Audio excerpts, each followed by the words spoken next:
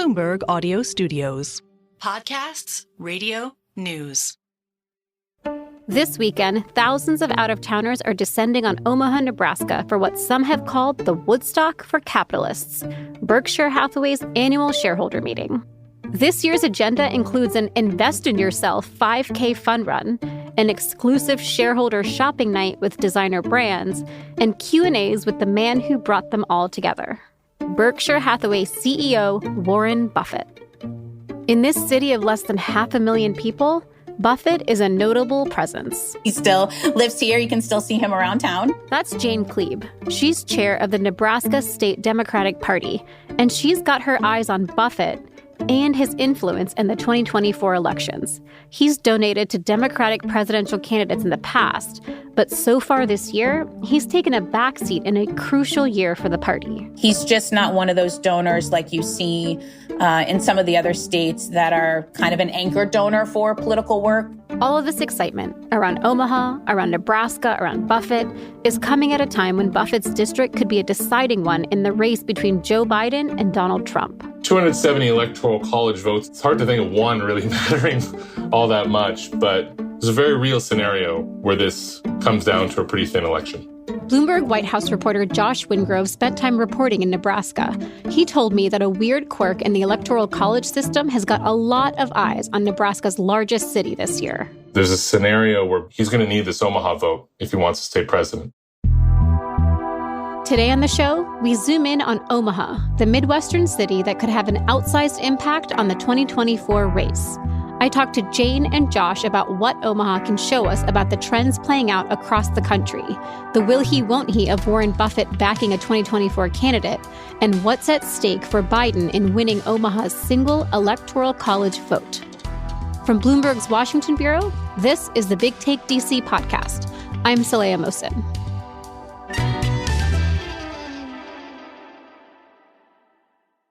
America's electoral college system is kind of baffling. The candidate who gets the most votes overall might still lose if they don't get the most electoral college votes. But what's happening in Nebraska shows that it's even weirder than we thought. It might be possible that a single electoral college vote from a district that includes Omaha and several surrounding counties could be the deciding factor that tips the election for one of the candidates. Back in the early 90s, Nebraska changed its rules. Bloomberg White House reporter Josh Wingrove told me that 48 states have the same way of divvying up their electoral college votes. Winner take all, right? Joe Biden beats Donald Trump by one vote in Pennsylvania. Joe Biden gets Pennsylvania's votes. End of story. In Nebraska, it's different. They give some votes by congressional district and some votes to the statewide winner. So it splits up its electoral college votes. What that means in practice is that a solidly red state like Nebraska sometimes ends up giving one single electoral college vote to a Democrat. The battleground is the district around Omaha, the 2nd congressional district. They call it CD2. Biden won it. Trump won it in 16. Romney won it in 12. Obama won it in 08. Omaha's been all over the map. But Omaha has not been the deciding vote in a presidential election before. This year could be different. Updated census numbers have led to new vote allocations for states around the country, and that's shifted how much impact this one district's electoral vote can have. Nebraska and a lot of the states around it are not swing states and they're not close. But Omaha, it's this sort of little blue island in a sea of red, right? So it could really make a difference if Biden wins Michigan, Pennsylvania, Wisconsin, but does poorly in the Sun Belt in the South. If he goes 0 for 4 on the battlegrounds down there, Nevada, Arizona, Georgia, North Carolina, then he gets 269 electoral college votes. He'd need to win this one vote in Nebraska. If Biden ends up with 269 electoral college votes in November, the election will be a tie, and it'll be up to congressional state delegations to decide. 269 to 269 would almost surely mean Trump becomes president. But a blue vote in Omaha could get Biden to 270. 270 electoral college votes. It's hard to think of one really mattering all that much, but there's a very real scenario where this comes down to a pretty thin election. And Josh, where is the GOP in all of this? What is the Republican Party doing to make sure that Joe Biden doesn't snag this one crucial electoral college vote in Omaha? We've seen Republicans push to change the rules. About a month ago, Charlie Kirk, this prominent conservative influencer, out of nowhere, really took up a campaign to advocate for a bill that had stalled, encouraging changing the rules so that this one district couldn't swing both ways. So the statewide winner got all 5 votes. And that would almost surely be Donald Trump.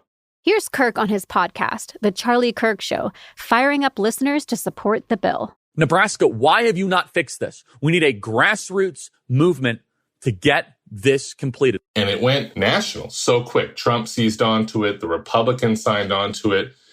And suddenly Nebraska was sitting there thinking, in a matter of days, if hours even, are we going to change the rules or not? But that bill was introduced near the end of the legislative session in April. And it kind of fizzled, but hasn't died entirely. And what I mean by that is they didn't change it in time. But right now, the question is, will the governor call a special session if he has enough votes? It doesn't seem like he has enough votes right now, but if that changes, they could still try to change this at the 11th hour. And that would potentially really change the math overall. And this maneuvering to change the rules certainly suggests that Republicans aren't overly confident that Trump can just win this district outright. But Trump isn't the only one with problems reaching Omaha voters. Biden's campaign has reason to worry, too. And Democrats on the ground in Nebraska, like State Party Chair Jane Kleeb, have their work cut out for them. If you look at the different scenarios and what we all expect is going to be a very razor-thin election, Omaha, or we lovingly call it Jomaha, could be the difference maker. We get into that and how Warren Buffett factors into all of this after the break.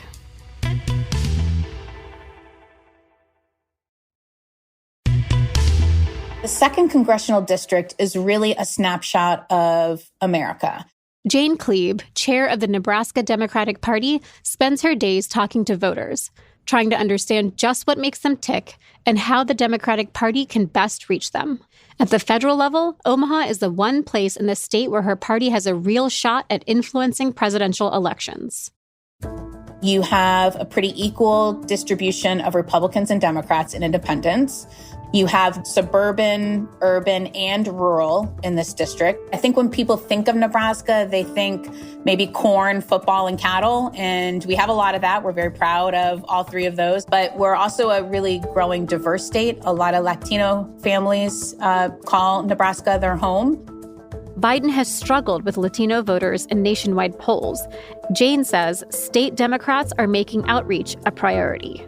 The Black and Latino community, they will be the difference maker on whether Biden wins or loses. We do a lot of community work at the local level with Black and Latino groups and community members. Access to healthcare is a big continued issue. In our urban centers, there's not only food deserts, but there's medical deserts as well. In my community of Hastings, my doctor treats women from 59 counties because of hospitals closing. Jane is hoping that Black and Latino voters will help the 2nd Congressional District live up to its Jomaha reputation, even as polls across the country are showing what political analysts call the Biden enthusiasm gap. You know, I sometimes joke that Nebraska is like one election cycle behind other states. It's true for trends. And, we got boba tea only a couple years ago, and it's old news in other states. It was just one little tiny, funny example. So there's enthusiasm for Joe Biden. There's, I think, deep connection, like emotional connection to him. And, Trump was bad for ag markets. He was not great for the Fortune 500 companies in our state. And so I think you're seeing voters continue to say that they're going to be with Joe Biden. Bloomberg reporter Josh Wingrove says there's something to this. State Republicans are divided about the vision for their party in a place like Omaha and just how Trump-forward their messaging should lean. Democrats, he says, are more aligned. Democrats are fired up there. What they are trying to do, and what Democrats across the country are trying to do, is give people reasons to vote, even if they're on the fence about Joe Biden, even if they're worried about his age. That means getting issues on the ballot that they think will drive people to the polls and to vote Democrat. We're focusing a lot on young voters and connecting with young voters on the issues they care about, from reproductive rights, legalizing marijuana, climate change, making sure that our North and South Omaha voters, those are our Black and Latino voters and union voters, that they continue to know not only the accomplishments of Biden and Harris, but what's at risk for them and their families in another Trump administration. Of those key ballot issues, Nebraska Democrats are leaning on abortion specifically. They're working to get an initiative enshrining the right to abortion on the ballot, but Republicans haven't let that happen so easily. There's now a proxy war taking shape over the question of abortion in Nebraska. You kind of wonder whether we're going to see this in other states, where anti-abortion groups are fighting to get their own measure on the ballot. And as of now, that initiative has precisely one reported donor, Pete Ricketts. Ricketts is a Republican senator, a businessman, and a mega donor for his own party. With one $500,000 check, he was able to get this abortion initiative on the ballot. It's proof that money can make a difference when it comes to reaching voters and to pushing issues that drive votes. And it's a warning sign to Nebraska Democrats who aren't able to count on the billionaire in their backyard, Warren Buffett. Right now, it's not Democrats who have a rich benefactor. It's Republicans. Democrats are saying they love Buffett. Everyone seems to love Buffett in Omaha. But they sort of laugh when you ask about it and say they wish they could count on sort of this stream of Buffett money to be able to campaign on. You know, Warren Buffett is an icon. And so anytime he gets involved, it's a plus for whatever he's getting involved in. So I do hope that he shows up on stage with Joe Biden. But I think Warren Buffett has been clear that for business purposes, it's always smarter to stay focused on his business. And that's traditionally what he does. Buffett taking a back seat can have ripple effects down the Democratic ballot. Josh spoke to a Democratic candidate, Preston Love, who's challenging the Republican mega donor, Pete Ricketts, for his Senate seat. Love is Nebraska's first major party Black Senate candidate.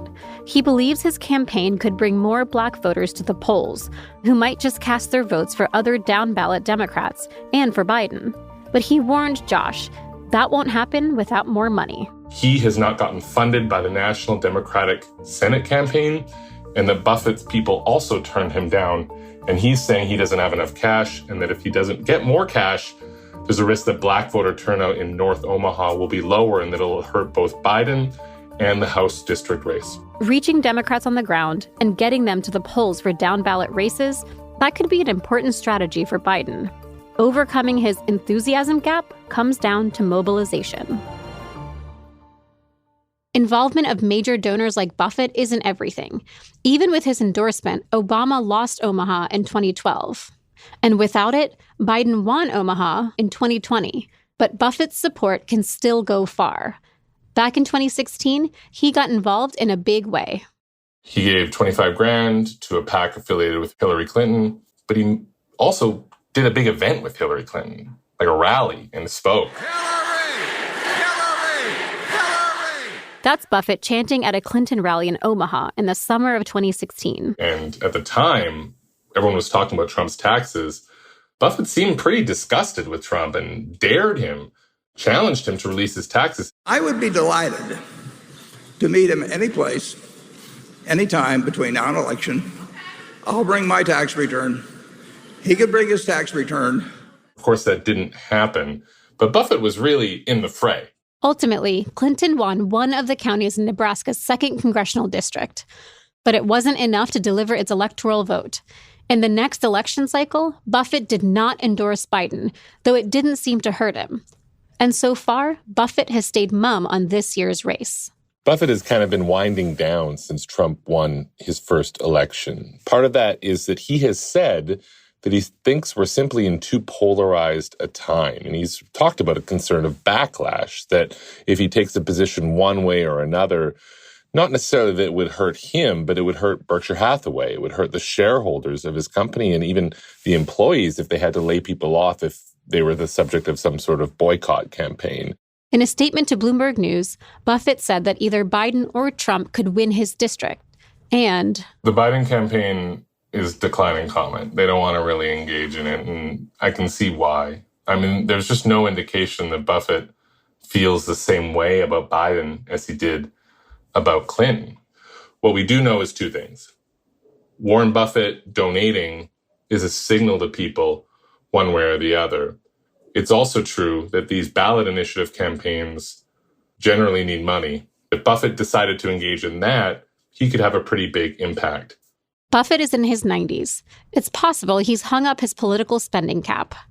But Jane says the party hasn't given up hope for his involvement and for a possible electoral college win for Biden in Omaha. I know that the Biden team, communicates with Buffett and his folks. And so I'm confident that that will happen. I certainly think that we will see both Biden and Harris here in Omaha.